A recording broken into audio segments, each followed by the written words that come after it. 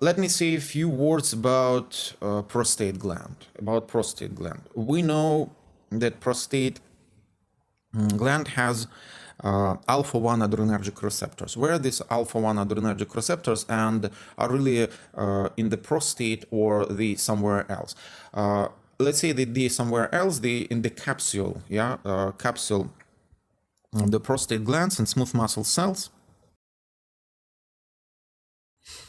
Alpha-1 receptors.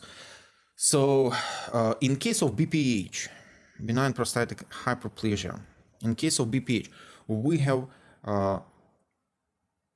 increasing in size of the prostate, and what happens that prostate pushes on urethra, pushes in case of BPH. We're using one kind of medication that might be used, is alpha blockers or alpha receptor blockers, alpha receptor antagonists. What kind of receptors? What kind of drugs? Prazosin, let's say, doxazocin,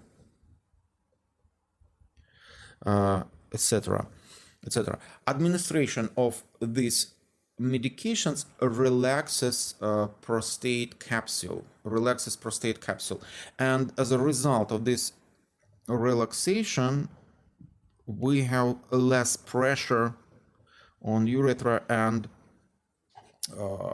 facilitated, let's say, facilitated voiding, or urination. Also, let's say a few words about overactive bladder. Let's say in case of cystitis. In case of overactive bladder, we use muscarinic antagonists. Why muscarinic antagonists? Because their action will be similar. To